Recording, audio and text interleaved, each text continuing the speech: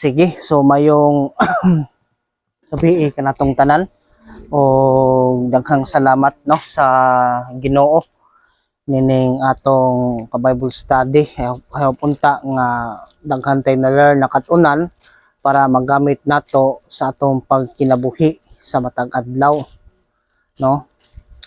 So karon ang pulong sa Dios nga atong pamlandungan to karon ato ipadayon ang James chapter 1 o naanata karon sa verse 12 ato na ni iditso diri sa verse 15, no? Chapter 12 ngadto sa verse 15. Ingon dire, blessed is a man who perseveres under trial, for once he has been approved, he will receive the crown of life, which the Lord has promised to those who love him. Let no one say when he is tempted, I am being tempted by God. For God cannot be tempted by evil, and he himself does not tempt anyone. But each one is tempted when he is carried away and enticed by his own lust. Verse 15, then when lust has conceived, it gives birth to sin, and when sin is accomplished, it brings forth death. So mag-aampo ta. Labing dalaygon ug labing balaan ng mga Dios, daghang salamat sa mga imong mga pulong nga among nakatunan o kini nga aduna gyoy dako ang kasiguruhan sa kaluwasan o ang tinuod nga Kristohanon kini molahutay hangtod diha sa pagbalik sa among Ginoo Kristo. O Ginoo, daghang salamat sa tanan diha sa imong pagkamaayo, diha sa among kinabuhi, bisan pa man diha sa mga pagsulay nga moabot diha sa matag usa. O Ginoo, we glorify your name, in Jesus name we pray. Amen. Amen. Amen, no? So karon atong kanang padayon, no, nga kuan kaning atong pag-series diri sa Book of James o sulat ni Santiago, o katong niaging semana atong gitan-aw nga ang pagsulay nga maabot diha sa atong kinabuhi og naada sa atong kinabuhi kini testing ni, no? Test ni diha sa atong pagtuo. Kaya ang pagsulay manggod, no? So gihatag na sa Ginoo, gitugot na diha sa atong Ginoo para makita ang atong tinuod nga pagtuo or ang atong tinuod nga pagka-Kristohanon, no? Kaya ang tinuod nga Kristohanon, ang tinuod nga usa ka magtutuo diha sa atong Ginoong Hesukristo nga siya unsa man magpabilin, no? Or ingon dire nga kanang kuan nga siya mulahutay diha sa iyang pagpangalagad or mulahutay diha sa iyang pagsunod or pagtuo diha sa atong Ginoong Hesukristo. So karon giklaro po nato kung unsa ang pagsulay, no? Pagsulay nga kanang kuan lagi nga diha sa usa ka magtutuo diha sa atong Kristo dito sa 1 Peter nagaingon ni kini dili ni nga pagsulay nga kay kuan kay tungod kay nakasala ta, no? Kundili kani nga pagsulay tungod diha sa atong pagsunod diha sa atong Ginoong Hesukristo. Halimbawa, di ba? Kita nakasinati ta og panginsulto, pagbugal-bugal o uban pa nga paglutos diha sa kalibutan, no? Kanang term nga kita girejecta diha sa mga tao tungod diha sa atong pagtuo diha sa atong Ginoong Hesukristo. Kay bisan ang atong Ginoong Hesus mingon man gyud nga kamo ayaw mo katingala kung kamo i-hate mo or kanang kamo is kanang from there nga hate sa Bisaya pa is kanang kanang kakasilagan, no? ayaw mo katingala kung kamo kasilagan diha sa kalibutan, kay ultimo ang atong Ginoong Hesus is unsa man, siya is gireject, gisalikway, siya is kanang ikasilagan diha sa kalibutan. Mana kung atong isulti ang kamatuoran, atong i-share ang kamatuoran, ang resulta yun ana is unsa man ang mga tao nga dili motuo nga napa sa kalibutanon is unsa man sila mubugal-bugal diha sa atoa. So mao ni ang term nga pagsulay diha sa usa ka magtotoo diha sa atong Ginoong Hesukristo. So karon ingon dire sa verse 12, blessed, no? Bulahan. Bulahan ang tao ang kadtong unsa man nga saman minglahutay, nagperseveres under trial. So from the word nga bulahan dire, ang term ng bulahan is ako nagitan-aw from the word nga happy, no? Happy is kamalipayon, the same sa katong giingon diha sa atong Ginoong Hesus didto sa Matthew chapter 5 nga bulahan nga adunay kanang kwamba nga unique or gasa nga iyang nadawatan, mo na ang rason nga siya is kanalipay, no? From the word nga bulahan dire is kanang kuan ba kanang mas lamang siya, no? Diha sa ubang mga tao. O from the word dire nga bulahan, blessed is a man nag-refer ni, nagtumbok ni diha sa mga Kristohanon, no? Nagtumbok ni diha sa mga magtotoo diha sa atong Ginoong Kristo. Kay mingon diri bulahan ang tao, bulahan ang mga Kristohanon o bulahan ang usa ka Kristohanon nga unsa man nga siya minglahutay siya diha sa mga pagsulay, no? Kay nga naman nganong bulahan man siya, for once he has been approved, no? Kung siya napamatud-an siya pinaagi diha sa mga pagsulay, no? Pinagi na sa mga pagsulay, he will receive the crown of life. So siya makadawat siya sa usaman sa korona sa kinabuhi which the Lord has promised, no? Sa diha sa korona sa kinabuhi sa kadtong unsaman sa katong gisaa diha sa atong Ginoo. So sa ato pa ang mga Kristohanon, bulahan ang iyang kinabuhi kay unang rason adunay unsa man iyang madawat, no? Ganti nagikan diha sa atong Ginoo, no? Adunay reward, adunay ganti nga gikan diha sa atong Dios. Kay ang tinuod nga Kristohanon dili gyud na mubiya diha sa iyang pagtuo. Kay unang nga rason, kay ang pagtuo nato diha sa atong Ginoo kana unsa man dili naman na mawala, no? Kay ingon si John, no? Nganong minghawa sila katong napil sa pundok ba kanang sa grupo sa church or diha sa church da neuban nga minghawa. Ingon si John sa John chapter 2 verse 19, ang basaon na. Sige, basa daw te sa kante sa Bisaya.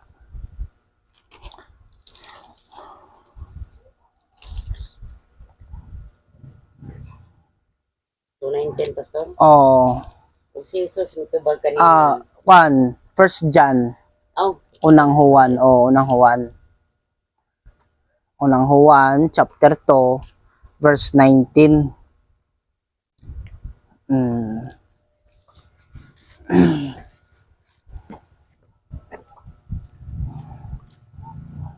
Oh.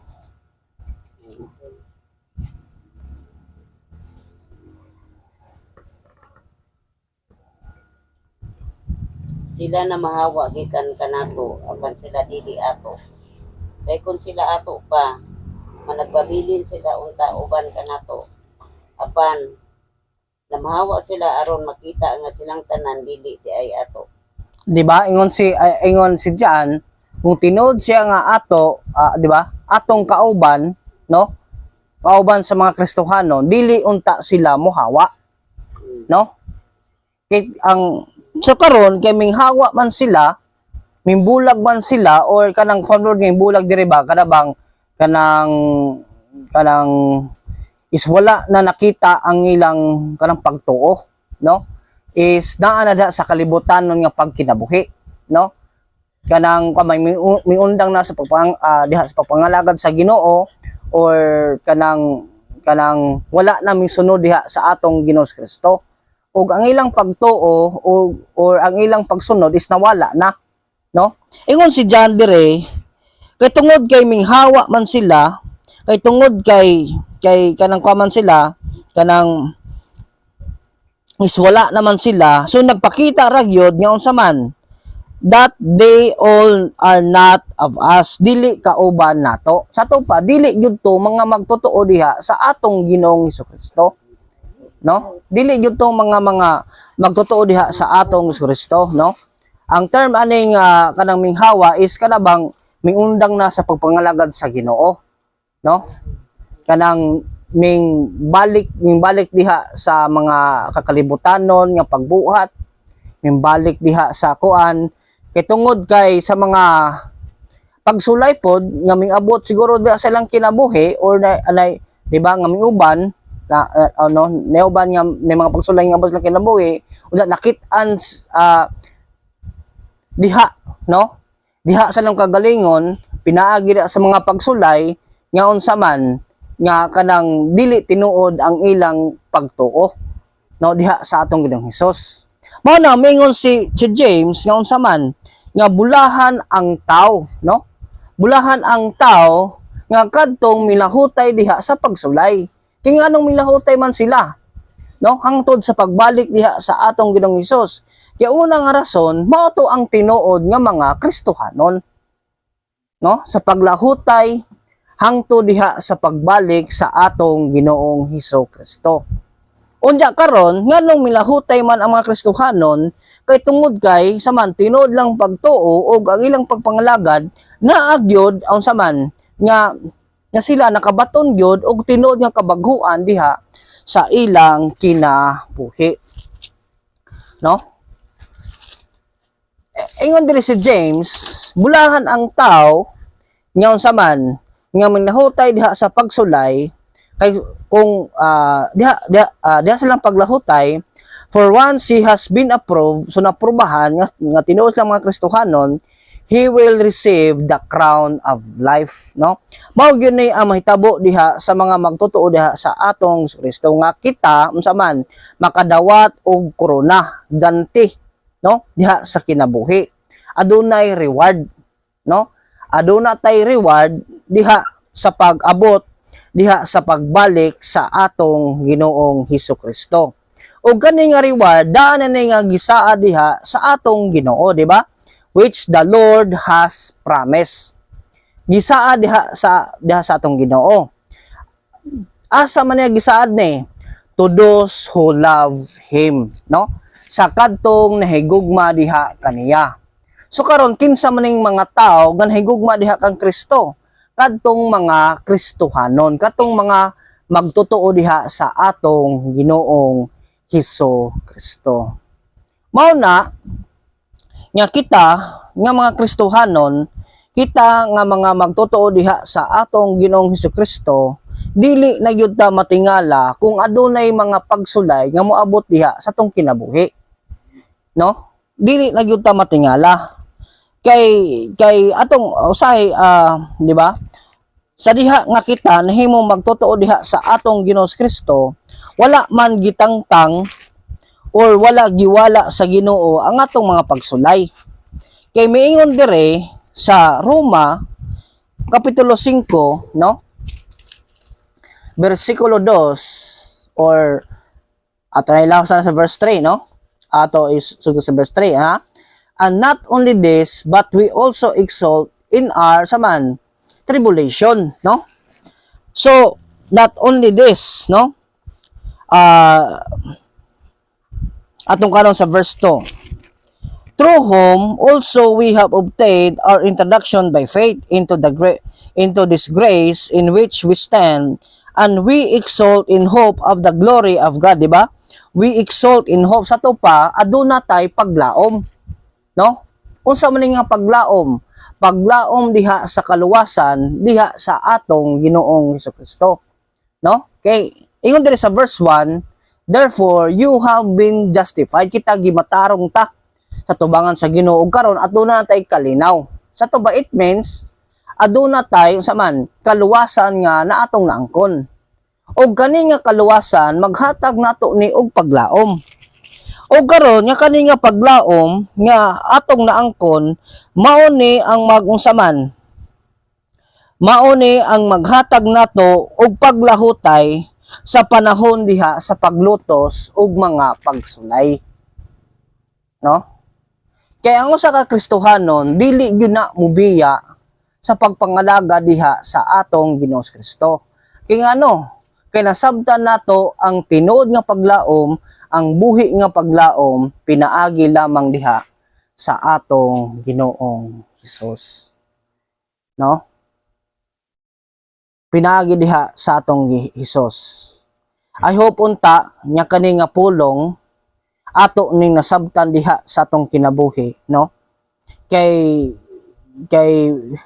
bisan ang mga Kristohanon diha sa panahon nila Pedro sa 1 Peter, no? Ingon si Pedro nga ang atong paglaom, ang atong pagtuo, ang atong pagpangalagad is kini dili masayang. Kay ngano? Kay siya mo balik alang da sa pagpamatuod nga tinuod ang atong pagtuo ug ang atong kaluwasan nga atong naangkon. Nay panahon ma-discourage ta, no? So ma-discourage ta mga lagad, ma-discourage ta diha sa atong pagtuo kay kini uban, no, atong makuan nga ang uban is walay interest, di ba? No? Walay interest, walay kuan, walay pagtagada sa pulong sa Ginoo. Unya karon kung unahuna ta, may Ginoo kanang sakto ba gyud ang pagtuo? Di ba? Say makakuan ta ba kay, di ba, atong unahuna nga kanang is ang uban nga mga tao is walay interest, diba? Walay pakida sa pulong sa Ginoo. Unya masayahay nun ilang kinabuhi. Pero ang pulong sa Ginoo nagaingon nga ang mga Kristohanon bulahan kay sila adunay tinuod nga paglaom diha sa ilang kinabuhi, sa atong kinabuhi. Ug kani nga paglaom mao ang kinabuhing walay katapusan. Kani nga paglaom mao ni ang tinuod nga kaluwasan diha sa atong kinabuhi. Mao na kita dili ta maluya, dili ta ma-discourage. So dili ta makuan, no, sumaluya usahay kada maluya ta tungod kay sa mga istorya nga makapaluya da sa tong pagtuo nga kanang sa pagtuis, no, da sa pulong sa Ginoo.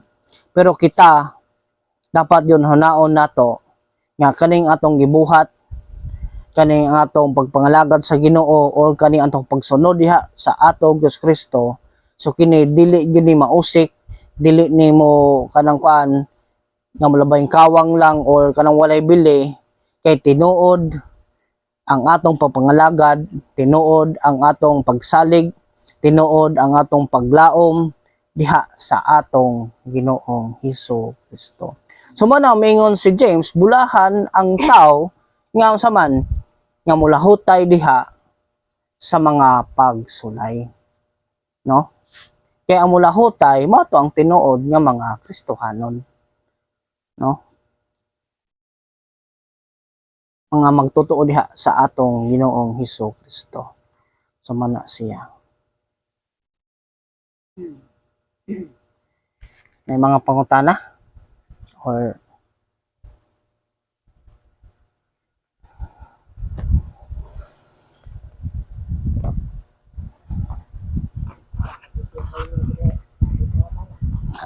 sige lang kay balik-balik mo puting pangutana. Balik-balik mo puting pangutana pod. Sanay mo Wala lang. ka na. Oh, naman lang.